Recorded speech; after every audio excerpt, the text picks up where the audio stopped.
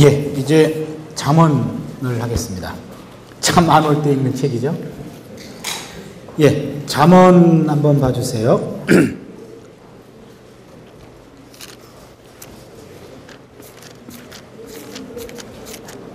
잠언서는요, 속담과 격언 형태로 된 윤리적, 도덕적, 종교적 가르침을 모아놓은 책입니다. 잠언서는 지혜에 대한 찬양이 1장부터 9장까지 되어 있고, 그 다음에 10장부터 29장이 솔로몬의 잠언들이 집중적으로 모아져 있고요. 그 다음에 30장부터 31장이 또 작은 묶음들이 여기에 첨부되어 있습니다. 어느 교부가 그런 말을 했는데요. 솔로몬이 젊은 날에는 사랑을 노래하며 아가를 썼고, 젊은 날에 아가를 썼고, 중년에 들어서는 인생을 어떻게 살아가야 할 것인가, 이거를 고민하면서 잠언을 썼습니다. 나이가 들어서 노년이 돼서는요, 인생의 단맛 쓴맛을 모두 맛본 뒤에 인생을 돌아보면서 거기서 얻은 통찰을 가지고 전도서를 썼죠. 그래서 젊었을 때는 사랑이 가장 큰 주제죠. 사랑, 그 아가. 그 다음에 중년이 들어가가지고는 인생을 이제 돌아보게 됩니다. 그리고 앞으로 어떻게 살아야 될 것인가, 이거를 고민하죠. 의미 있는 삶을 추구하게 돼서 잠언을 썼고, 노년이 돼가지고는 이제는 후진들에게 내가 어떤 삶의 지혜를 남길 것인가 해서 전도서를 썼다. 네, 이 말이 아가, 잠언, 전도서의 특징을 잘 대변해 주는 말인 것 같아요. 물론 아가를 다 솔로몬이 썼다, 잠언을 다 솔로몬이 썼다, 전도서를 다 솔로몬이 썼다, 하고는 조금 역사적인 사실과는 조금 거리가 있습니다만, 그러나 그 핵심들은 다 솔로몬에게서 온 것만큼은 분명한 것 같아요. 예, 그러면 잠언은 지금 중년에 들어서 얘기하고 있는 내용들인데요. 그래서 웬만한 중년들은 다 이해할 수 있는 그런 내용들입니다. 이해가 안 되면은 여러분의 정신 연령이 아직 예, 그러면은요, 거기 구조를 잠깐 보실까요? 잠언 1장부터 9장까지는 첫 번째 모음집이라고 해가지고요, 잠언은 다 토탈 9개의 모음집으로 되어 있어요. 그래서 1장부터 9장까지가 첫 번째 묶음입니다. 이스라엘 왕 다윗의 아들 솔로몬의 잠언이라 해놓고 약 256절로 되어 있습니다. 여기서는요, 1장 1절 한번 보실까요? 1장 1절 다윗의 아들 이스라엘 왕 솔로몬의 잠언이라 이렇게 나와 있습니다. 일종의 제목이 붙어 있고요. 10장 1절을 봐주세요. 솔로몬의 잠언이라, 느닷없이 그냥 솔로몬의 잠언이라 이렇게 되어 있어요. 사실은 1장부터 9장까지도 솔로몬의 잠언이기 때문에 이런 말 할 필요 없죠. 그렇죠? 그 말은 뭡니까? 1장부터 9장까지 한때 묶여져 있던 것과, 그 다음에 10장부터 22장까지 또 하나의 잠언의 묶음이 있었어요. 이거를 나중에 붙여놓은 거라 이렇게 되는 거죠. 솔로몬의 잠언이라. 이게 375절이 나오고요. 그 다음에 세 번째 잠언은 22장 17절을 보실까요? 22장 17절에 너는 귀를 기울여 지혜 있는 자의 말씀을 들으며 내 지식에 마음을 둘지어다 하면서 또 하나의 묶음을 이끌고 있습니다. 지혜자의 말씀들. 여기서 22장 17절로 24장 22절에 70절에 해당하는 또 잠언들이 있습니다. 그리고 24장 23절을 볼까요? 이것도 지혜로운 자의 말씀이라. 이것도 사실은 필요 없는 말인데, 이게 들어있다는 얘기는 다들 한때는 각각 솔로몬의 이스라엘 왕 다윗의 아들 솔로몬의 잠언들입니다. 솔로몬의 잠언입니다. 지혜자의 말씀입니다. 지혜자의 또 다른 말씀입니다. 이런 식으로 각각 떨어져 있던 격언들이 묶어진 거라 그런 얘기죠. 또 유명한 것은 25장 1절 보시면요, 이것도 솔로몬의 잠언이요 유다 왕 히스기야의 신하들이 편집한 것이니라. 여기 25장 이하에 나와 있는 것은 히스기야 시대 때의 신하들이 과거 솔로몬이 지었던 잠언들 중에 이 안에 들어가지 않은 것들을 또 함께 묶었다 이렇게 얘기하는 거죠.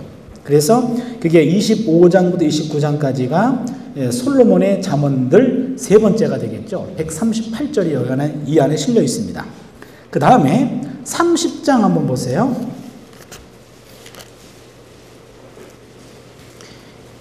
이 말씀은 야게의 아들 아굴의 잠언이니 그가 이디엘과 우갈에게 이른 것이니라. 여기 보시면요. 지금 이 아굴이라는 말이 나오는데 이 아굴이라고 하는 지역은 정확히 어딘지 모릅니다. 정확한 것은 알 수 있는 것은 유다는 아니라는 거예요. 그리 되면 30장에 나와 있는 이 아굴의 잠언이라는 것은 이방인 현인의 작품입니다. 이방인인 지혜로운 사람, 지혜자의 작품이에요. 그리 되면 잠언은 이방 나라에서 통용되던 지혜의 글이 이 안에 들어온 거죠. 특별히 잠언에 나와 있는 이런 지혜의 글들은요, 우리가 읽으면은 그것 자체로 그냥 팍 와요. 그렇죠? 이런 것들은 일본 사람이 읽어도 팍 오고, 중국 사람이 읽어도 오고, 미국 사람이 읽어도 오고, 독일 사람이 읽어도 와요. 보편적이라는 말이에요. 그러니까 지혜란 보편적인 의미를 갖고 있습니다. 어느 나라, 어느 시대건 다 통용되는 것들입니다. 그래서 우리가 잠언을 그냥 읽으면은 지당하신 말씀이죠. 뭐 동의보감 읽듯이 무슨 좋은 말씀 읽듯이 지당하신 말씀입니다. 어디나 다 통하는 얘기입니다. 그래서 여기 아굴의 잠언이라는 것도 이방인의 것이지만 이 안에 들어오게 됐어요. 그리고 30장 15절부터 한번 보실까요? 15절 보시면 거머리에게는 두 딸이 있어 다고 하느니라. 족한 줄을 알지 못하여 족하다 아니하는 것 서넛이 있나니 곧 음보와 아이 베지 못한 태와 물로 채울 수 없는 땅과 족하지 아니하는 불이니 아비를 조롱하며 어미 순종하기를 싫어하는 자의 눈은 골짜기의 까마귀에게 쪼이고 독수리의 새끼에게 먹히리라. 여기 보시면요, 이거를 서너 가지가 있나니 15절에 서너 가지라는 편 나오죠. 그렇죠? 요 서너 가지라고 하는 이것 때문에 이것을 숫자 잠언이라고 얘기해요. 숫자 잠언. 서너 가지. 15절부터 17절이 하나, 첫 번째 숫자 잠언이 나옵니다. 넘버링을 좀 해주세요. 여기서 첫 번째는 족한 줄을 알지 못하여 족하다 아니하는 자, 아니하는 것. 서너 가지가 있다. 첫 번째입니다. 두 번째는요, 18절부터 20절까지입니다.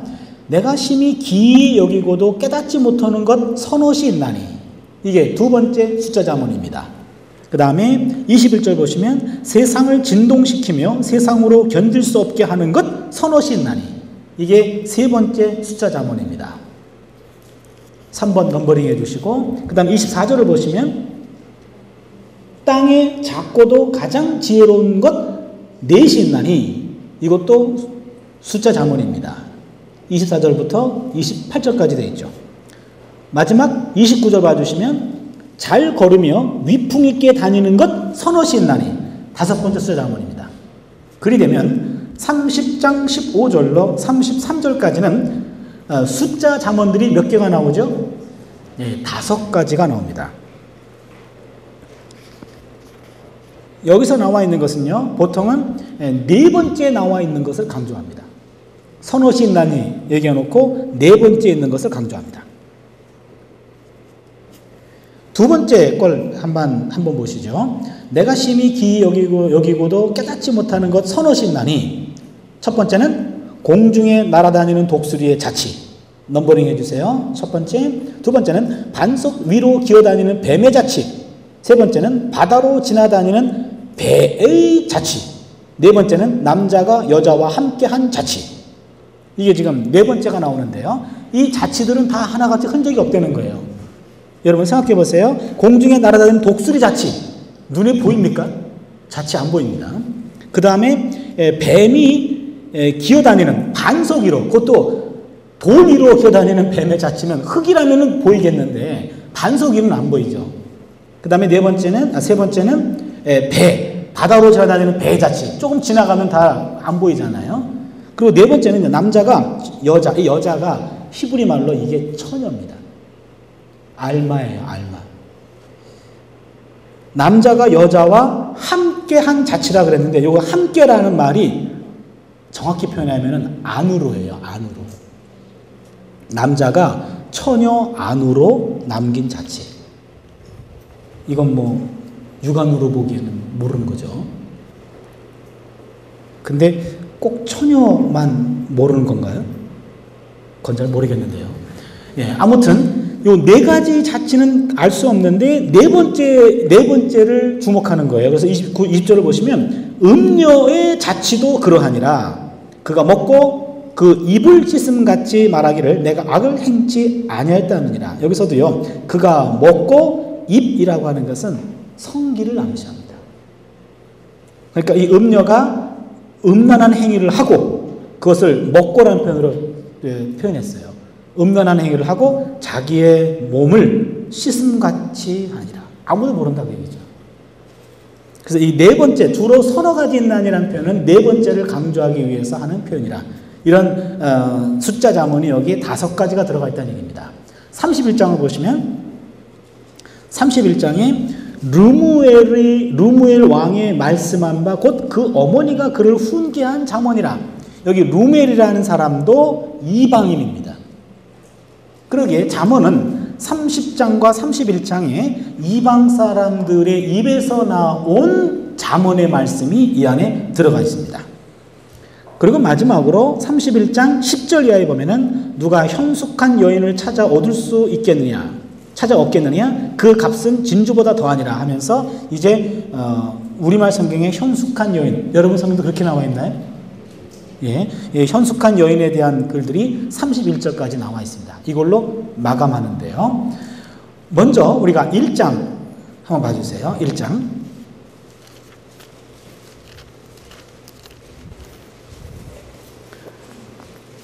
아까 1장 1절은 다윗의 아들 이스라엘 왕 솔로몬의 잠언이라 이렇게 일종의 제목이 붙어 있어요.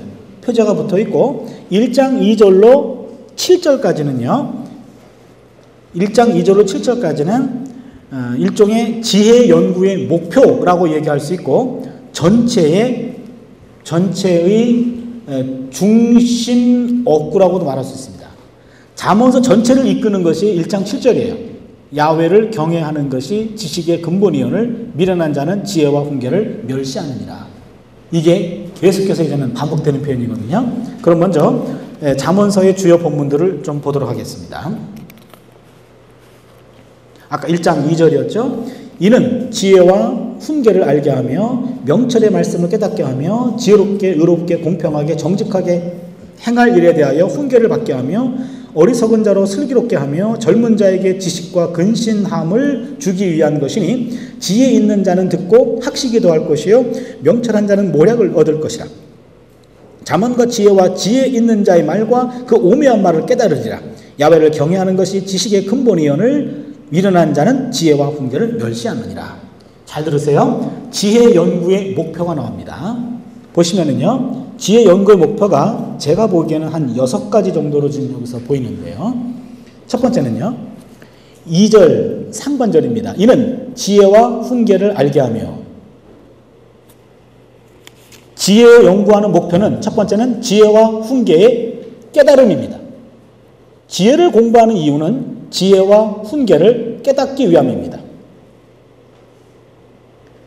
여기서는요, 지혜 연구의 목표가 2절 상반절에서는 아주 포괄적인 목표로 나와 있어요. 지혜와 훈계를 깨닫기 위해서 지혜를 연구합니다. 이렇게 나와 있는 거고, 2절 하반절 봐주세요. 명철의 말씀을 깨닫게 하며, 두 번째입니다.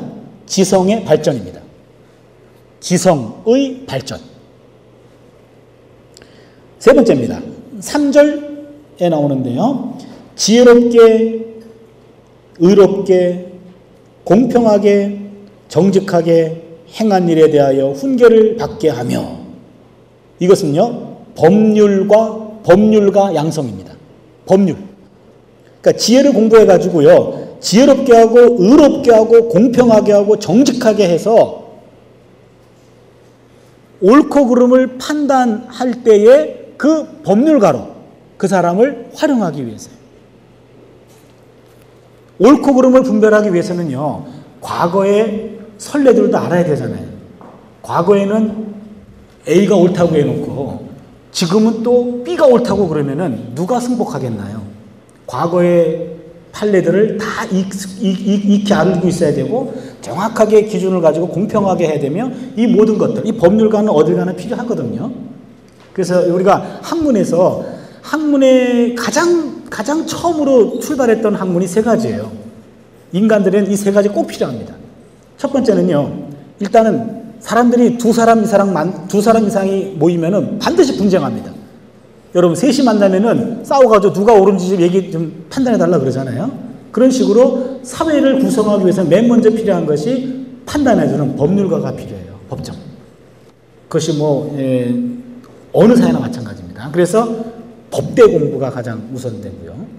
그리고 두 번째는요, 사람이 모이게 되면은 아파요, 또. 아프면은 누군가가 그 아픈 거에 대해서 누가 치료를 해줘야 돼요. 잘하건 못하건 그 사람은 그래도 그럴 때는 뭘 먹으면 되고 그럴 때는 어떻게 하면 돼. 이런 식으로 치료해주는 의학, 법학, 의학. 그리고 세 번째는요, 신학입니다. 사람들은 이 땅에 사는 것만이 다가 아니라 죽음 이후는 어떻게 될 것인가에 대한 관심과 동시에 인간은 물질적인 뿐만 아니라 정신적인 영적 존재란 말이에요. 그러니까 이런 정신적인 영적인 문제에 대해서 케어해줄 사람이 필요해요. 그래서 항상 법학, 의학, 신학은 가장 일찍부터 출발한 학문입니다. 여기서도 지금 법률가 양성을 위해서는 지혜가 필요하다 그 얘기죠. 그 다음에 4절 봐주시면요. 네 번째죠. 어리석은 자로 슬기롭게 하며 젊은 자에게 지식과 근신함을 주기 위한 것이니 미련한 자와 젊은이의 가르침을 위해서 지혜 연구가 필요합니다. 미련한 자와 젊은이의 가르침. 5절 봐주시면 지혜 있는 자는 듣고 학식에 더할 것이요 명철한 자는 모략을 얻을 것이라. 다섯 번째입니다. 아까 4절에서는 미련한 자와 젊은이를 가르치기 위해서 지혜를 연구한다 그랬는데 지혜는 미련한 자와 젊은이에게만 필요한 것이 아니라 지혜로운 사람에게도 필요해요. 왜냐하면 다섯 번째죠. 지혜의 확대를 위해서. 늘 지혜는 확장돼야 되는 겁니다. 그래서 여러분, 공부도 해본 사람이 공부하는 거예요. 책도 읽어본 사람이 책을 보는 겁니다. 그 말씀 아시죠? 그래서 뭔가를 공부하는 사람이 공부하면 내가 부족한 것을 알아요. 그러기에 더 공부하는 겁니다. 더 공부하면 할수록 점점 더 모르는 것이 더 많아지는 것을 알아요. 그 수준을 아시나요? 아시죠? 네? 알면 여러분 공부를 열심히 하시는 분들이에요. 그 다음에요, 6절을 보시면 잠언과 비유와 지혜자의 말과 그 오묘한 말을 깨달으리라. 한 단계 더 깊어지는데요. 6절을 보시면 지혜문헌의 사용법과 해석법을 가르치기 위함입니다. 지혜문헌의 사용법과 해석법. 쉽게 이야기하면 잠언, 비유, 지혜 있는 자의 말, 오묘한 말, 이게 다 장르가 있는 거예요. 문학 장르. 성경을 그냥 여러분이 성경을 맨 처음 읽을 때는 다 그냥 하나님의 말씀으로 이렇게 보이는 거예요. 그런데 깊이 읽다 보니까는 여기에는 우화도 들어가 있고 여러 가지 장르가 다 들어가 있잖아요. 시도 있고 산문도 있고. 그렇죠. 이런 것들이 구분돼서 보이는 거예요. 어떤 거는 비유도 있고. 이거 다 구분해서 성경을 봐야지 그냥 평면적으로 봤다가는 성경이 이해가 되지 않는 거예요. 그거는 그냥 어린아이가 성경을 읽는 거고 어른이 성경을 읽는다고 하면은 이것은 비유구나, 이건 잠언이구나, 이건 오묘한 말이고 이걸 다 구분해서 읽는다는 얘기예요. 그래서 지혜를 연구하는 목적은 지혜의 글들을 어떻게 읽고 해석할 것인지 이걸 배우는 겁니다. 독서법을 배우는 거예요. 우리도 지금 성경 읽는 법을 지금 공부하고 있는 겁니다. 배우는 겁니다. 마지막 7번째 나오네요. 7절이요. 야훼를 경외하는 것이 지식의 근본이오늘 미련한 자는 지혜와 훈계를 멸시하느니라. 7번째는요. 종교적인 경건의 형성과 심화. 종교적인 경건의 야훼를 경외하는 것은 종교적 경건이거든요. 이것을 형성하고 심화시키기 위해서 지혜와 훈계를 공부하는 겁니다. 그리 되면 여기서 지금 1장 2절로부터 7절까지 내용은 지금 앞으로 우리가 지혜를 공부해야 할 이유가 되는 거죠. 지혜와 훈계를 깨닫기 위함이요, 지성을 발전시키기 위함이요, 분쟁을 해결하기 위함이요, 특히 미련한 자와 젊은이들을 가르치기 위함이요, 우리가 갖고 있는 지혜를 더 넓히기 위함이요, 6번째는 지혜 문헌들을 읽기 위함이요, 7번째는 종교적인 경건을 형성하고 그것을 더 깊이 하기 위해서는 지혜와 훈계가 필요하고 이것을 공부해야 하느니라 그 말입니다. 지혜 연구를 왜 해야 되는지 분명히 얘기하고 있습니다. 그 다음에 두 번째 본문입니다. 지혜와 하나님의 경외 3장 1절로 12절인데요. 3장 1절 보겠습니다. 내 아들아 나의 법을 잊어버리지 말고 내 마음으로 나의 명령을 지키라. 여기 이제는 아들아 이렇게 나옵니다. 아들아. 여기에는 몇 가지 의미가 들어가 있습니다. 이 지혜교육은 주로 가정에서도 있었을 것입니다. 가정에서요. 그러니까 교육이 여러분 가정교육이 가장 첫 번째죠. 그래서 가정에서도 교육이 있을 수 있고 또 한 가지는 이 아들이라고 하는 표현은 선생이 제자를 부르는 호칭일 수 있습니다. 선생이 제자를 부르는 거예요. 그래서 선생이 제자를 부를 때 아들이라고 불러요. 그래서 우리나라에도 그런 거 있죠. 군사부 일체라. 그렇죠? 맞나요? 두사부 일체인가요? 군사부 일체인가요? 군이 맞죠? 군, 사부, 군, 임금과 사, 선생과 부, 부모는 다 일치한다는 얘기죠. 그래서 선생님과 학생의 관계는 부모와 자식의 관계이라는 얘기죠. 사실은 그게 맞는 것 같아요. 그 관계가. 그래서 독일에서는 지도교수를 얘기할 때 독터 파터라 그러거든요. 독터 파터라면 독터는 박사예요. 파터는 아버지입니다. 박사 아빠예요. 박사 아빠. 선생님은 아빠입니다. 엄마일 수도 있고 아빠 엄마죠. 그래서 독일에서는 그래서 아빠가 학생을 받아주면 학비는 없으니까 그 학생의 생활비까지도 장학금으로 돌려가지고 대주면서 많이 도와주려고 그래요. 그래서 독일에서는 스승과 제자의 관계가 가족 관계가 되는 거죠.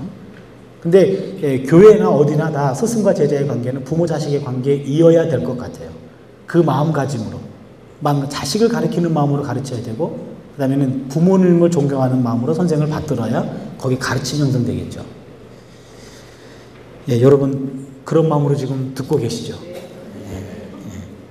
너무 젊은 아빠라서 죄송해요.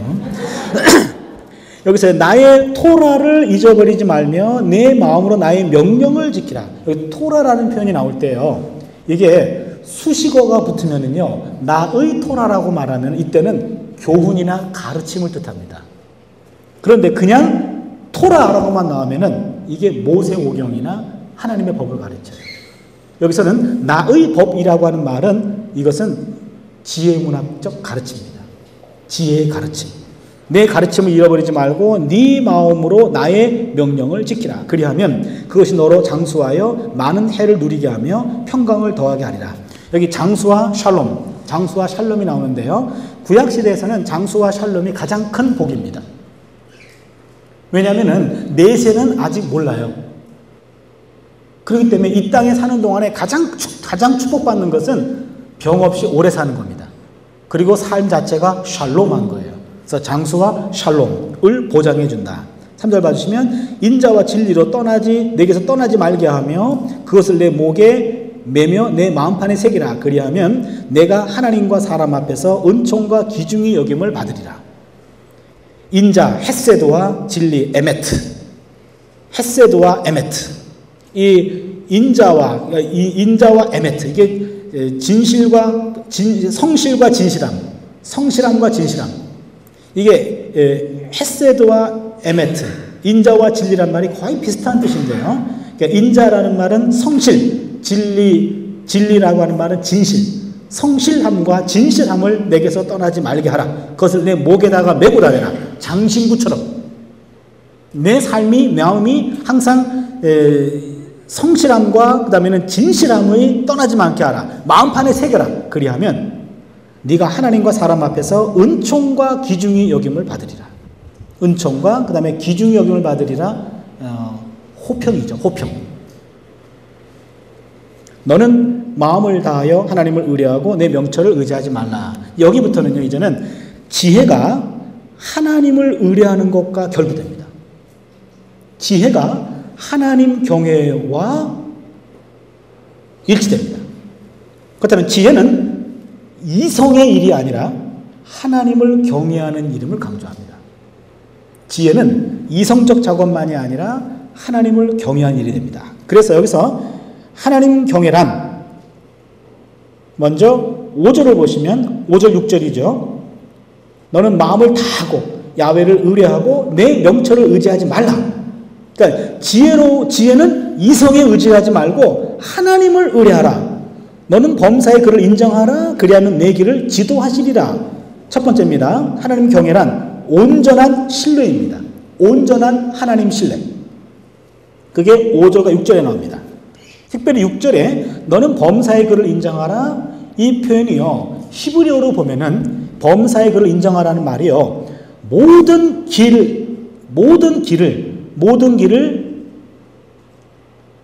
길에서 그분을 알아모셔라. 그 말이에요.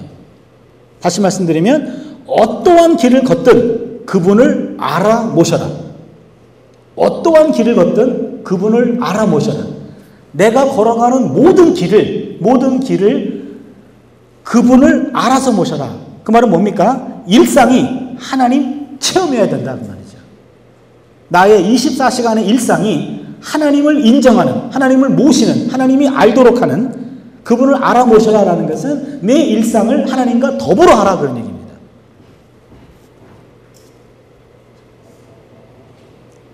이것이 하나님 경외입니다. 온전한 하나님 신뢰. 온전한 하나님 신뢰.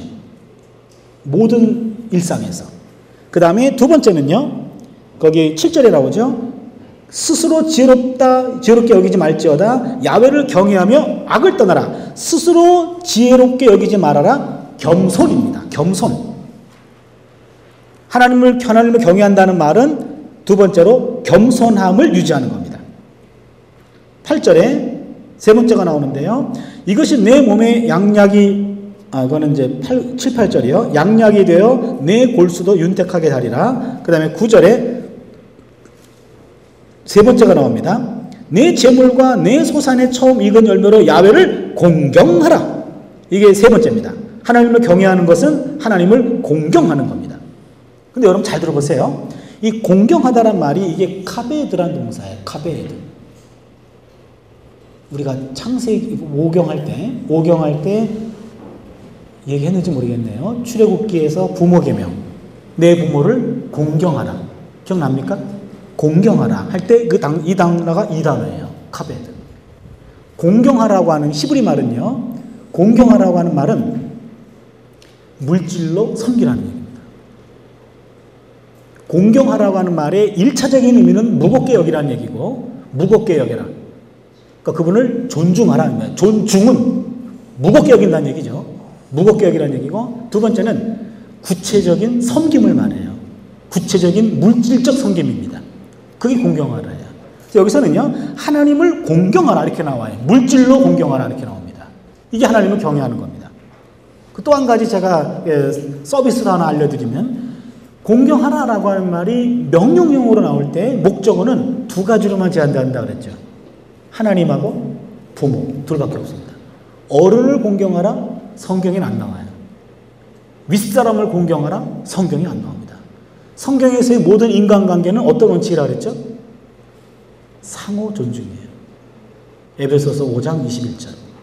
그리스도 안에서 피차 복종하라, 이겁니다.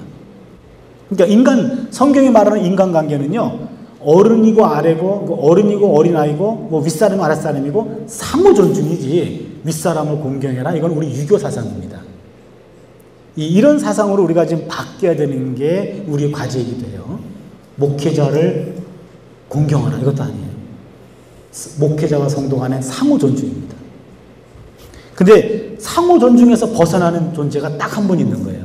그게 바로 부모예요. 부모도 상호 존중이지만 그러나 플러스 공경의 의미가 들어가 있습니다. 부모는 물질로 섬겨야 되는, 무겁게 여기고 물질로 섬겨야 되는 게 바로 부모입니다. 공경하라. 그리하면 내 창고가 가득 차고 내 집틀에서 새 포도즙이 넘치리라. 그 다음에 또 하나가 나옵니다. 지금 하나님을 경외하는 것은 11절 이하에 또 나옵니다. 내 아들아, 야훼의 징계를 경히 여기지 말라. 그 꾸지람을 싫어하지 말라. 대저 야훼께서 그 사랑하시는 자를 징계하시기를 마치 아비가 그 기뻐하는 아들을 징계함같이 하시느니라. 하나님을 경외한다는 말은 네 번째죠. 하나님의 징계를 수용하라 이 얘기입니다. 하나님의 징계를 수용하는 겁니다. 그러니까 하나님을 경외한다는 말은 첫 번째는 온전한 신뢰, 두 번째는 겸손, 세 번째는 하나님 공경, 네 번째는 하나님의 징계를 수용하는 겁니다. 예, 그 다음에 세 번째 주제로 넘어가겠습니다. 음녀를 피하라. 5장 1절부터는 조금 바쁠 것 같고요. 5장 15절부터 보겠습니다. 본격적으로 보겠습니다. 5장 15절 이하입니다. 거기 보시면 너는 내 운물에서 물을 마시며 내 샘에서 흐르는 물을 마시라. 어찌하여 내 샘물을 집 밖으로 넘치게 하겠으며 내 또랑물을 거리로 흘러가게 하겠느냐. 그 물로 내게만 있게 하고 타인으로 더불어 그것을 나누지 말라. 내 샘물을 복되게 하라. 내가 젊어서 취한 아내를 즐거워하라. 그가 사랑스러운 암사슴 같고 아름다운 암노루 같으니 너는 그 품을 항상 족하게 여기며 그 사랑을 항상 연모하라. 내 아들아, 어찌하여 음녀를 연모하겠으며 어찌하여 이방 계집의 가슴을 안겠느냐. 대저 사람의 길은 야훼 눈앞에 있나니 그가 그 모든 길을 평탄케 하시느니라. 야, 여기 보세요. 15절에 너는 내 운물에서 물을 마시며, 여기 운물이라고 하는 것은 바로 자기 아내를 상징합니다. 아내입니다. 결혼한 아내. 내 아내 운물에서 물을 마시며 내 샘에서 흐르는 물을 마시라. 여기 샘이라고 하는 것도 아내를 말합니다. 그렇다면은 여기 아내가 샘으로 표현되는데 아가서 4장 15절에 한번 보실까요? 아가 4장 15절을 보시면 너는 동산의 샘이요 생수의 우물이요 레바논에서부터 흐르는 시내로구나. 이거는 지금 아내를 가리켜 하는 말입니다. 그래서 아내가 샘이고 우물이고 시내란 얘기입니다. 그 말은 뭐냐면 여기 아내는 샘인데 생명을 주는 물의 근원이라는 거예요. 아내는 생명을 주는 물의 근원입니다. 그에 반해서 여기 보시면은 아까 20절 봐주시면은 음녀를 연모하겠느냐 어찌하여 이방 계집을 가슴에 안겠느냐 이렇게 나오죠. 여기 음녀는 음부로 떨어뜨리는 구덩이가 됩니다. 22장 17절 한번 봐주세요. 22장 17절.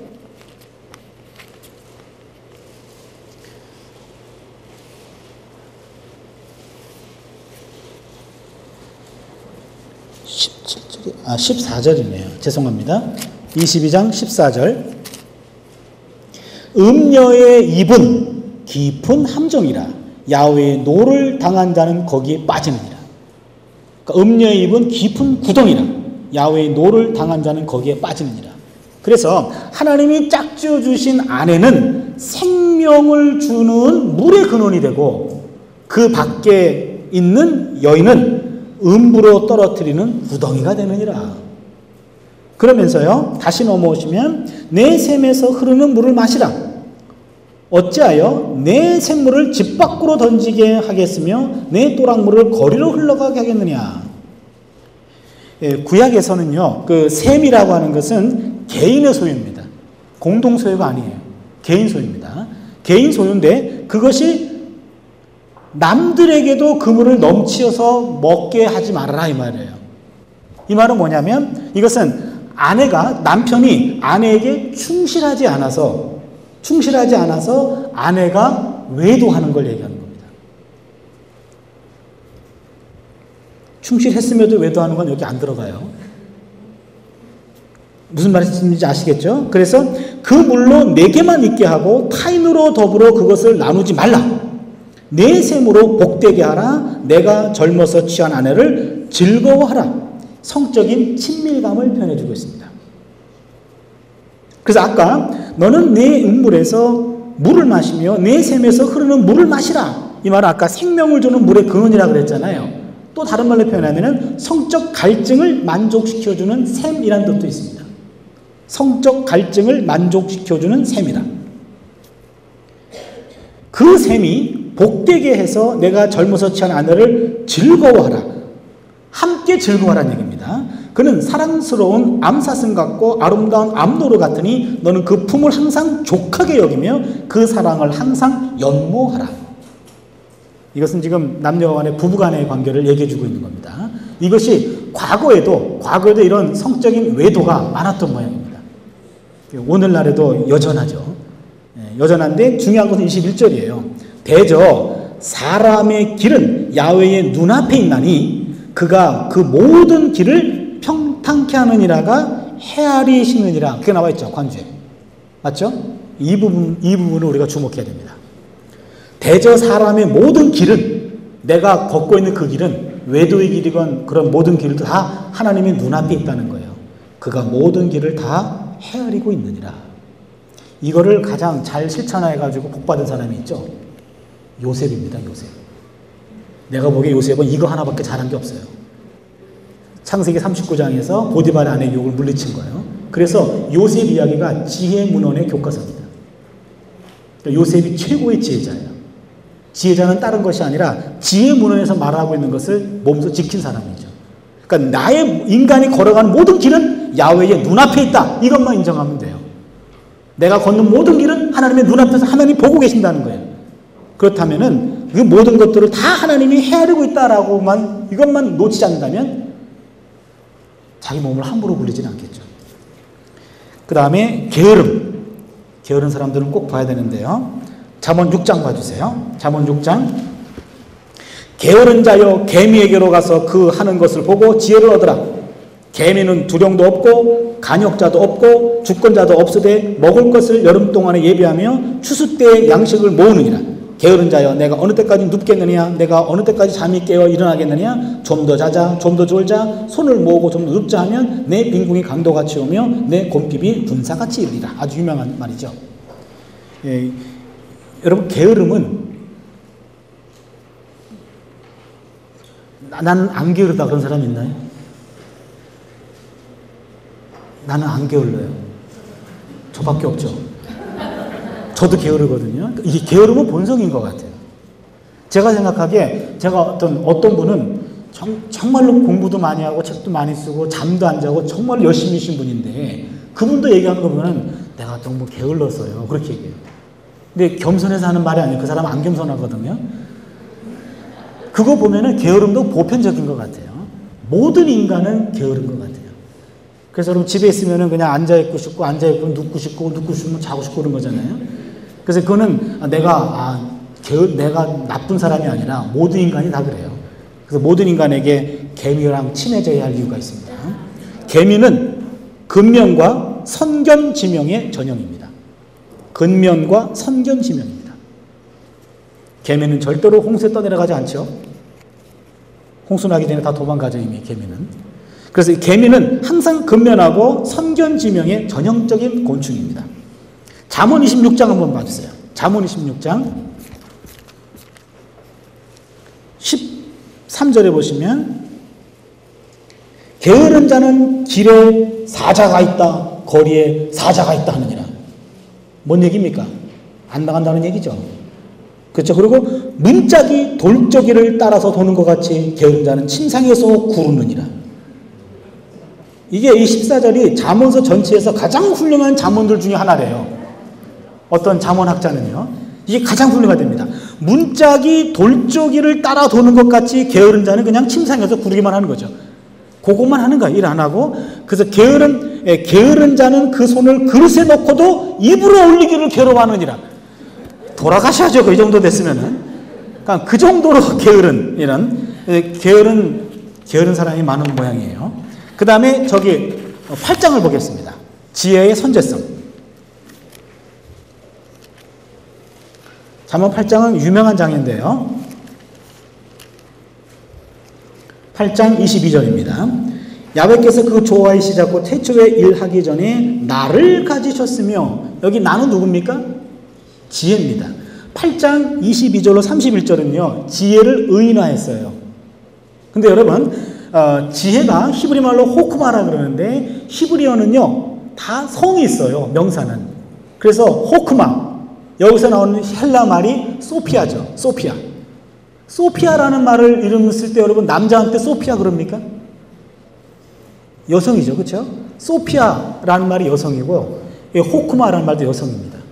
구약에서 지혜라는 말은 여성이에요. 그리고 성령도 여성이고요. 좋은 거는 다 여성입니다. 왜 그런지는 살아보니까 알겠어요. 네, 저보다 제 아내가 훨씬 지혜로운 것 같아요. 그래서 지혜가 여성입니다. 그렇기 때문에 여기서도 지혜를 얘기할 때 Lady Wisdom, 지혜의 부인 뭐 이런 식으로 잠언에서는요 지혜가 의인화됐을 때 여성으로 표현합니다. 야훼께서 그 조화이시 잡고 태초에 일하기 전에 나를 가지셨으며 지혜의 장자권을 말합니다. 이 땅에 피조된 모든 것 가운데서 지혜가 최고란 얘기입니다. 가장 먼저 태어났습니다. 만세 전부터 상고부터 땅이 생기기 전부터 내가 세움을 입었나니 아직 바다가 생기지 아니하였고 큰 샘들이 있기 전에 내가 이미 났으며, 지혜의 선제성을 말합니다. 지혜의 선제.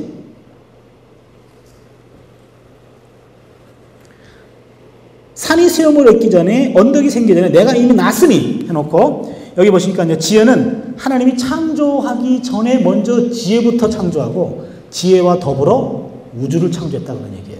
그래서 30절을 봐주시면 내가 그 곁에 앉아서 창조자가 되어 날마다 그 기뻐하시는 바가 되었으며 항상 그 앞에서 즐거워하였으며, 여기서요 요 창조, 여러분 성경 창조자로 되어 있나요?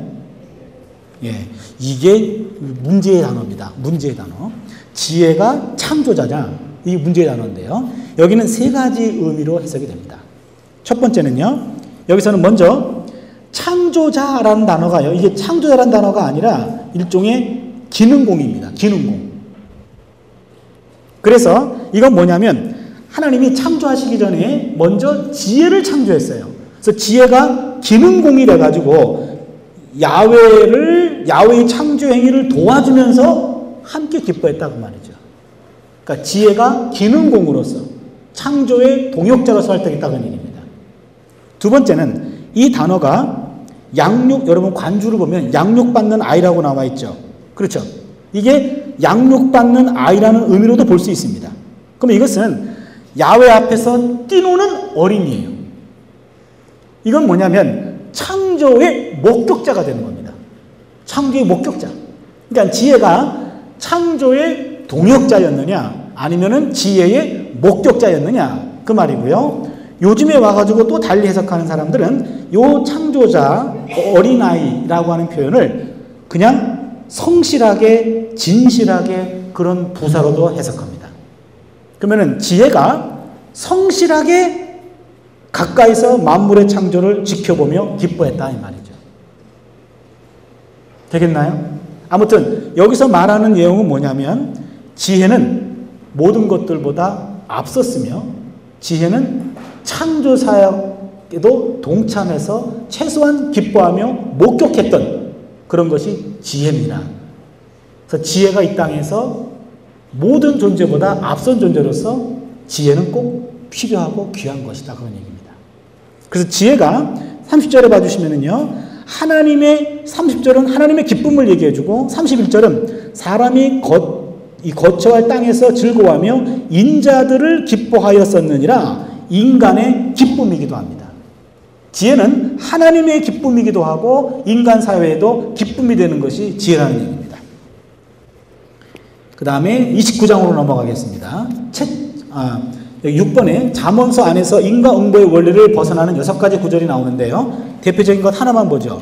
16장 2절을 보시면요. 사람의 행위가 자기 보기에는 모두 깨끗하여도 야훼는 심령을 감찰하시느니라. 이게 뭐냐면요. 지금 우리가 잠언은 다 인과응보의 논리로만 알고 있어요. 인과응보. 근데 알고 보면은요. 잠언 전체가 다 인과응보만 말하는 게 아니고 인과응보를 벗어나는 것들도 나와요. 그래서 그 대표적인 게 아까 16장 2절과 9절도 보시면은요. 사람이 마음으로 자기 길을 계획할지라도 그 걸음을 인도하시는 분은 야훼십니다. 지금 인간들이 인과응보 논리에 의해 가지고 이렇게 하면은 이런 결과가 나와야 돼요.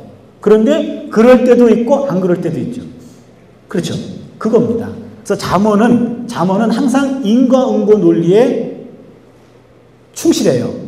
그런데 예외적인 경우를 6개의 구절을 담고 있다고 말이에요. 이 6가지 구절을 확대한 것이 전도서 욥기가 되는 겁니다. 채찍과 꾸지람입니다. 29장을 보시면은요.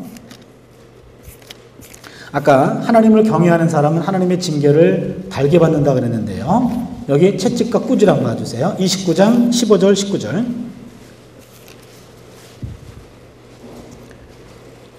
채찍과 꾸지람이 지혜를 주거늘 임의로 하게 내버려두면 그 자식은 어미를 욕되게 하느니라.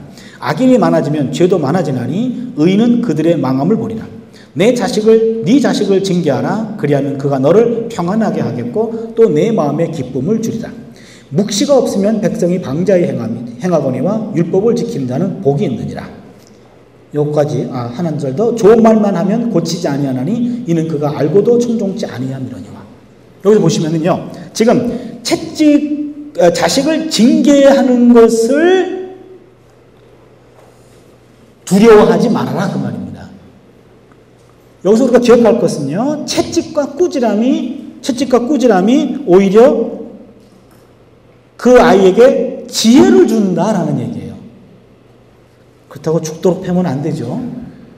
그리고 여기서 하나 제가 지금 이 본문을 끌어들인 이유는 18절 때문에 그래요. 여기 보시면 묵시가 없으면 백성이 방자에 향한도다. 이 묵시라고 하는 단어가 이거를 우리가 잘못 해석해가지고 드림, 꿈, 백성이 꿈이 없으면 방자에 행하느니라 이런 식으로 해석한 사람들이 대부분입니다. 근데 이것이 드림이 아니라는 거예요. 드림이 아니고 이 묵시라고 하는 말은 하손입니다. 하손.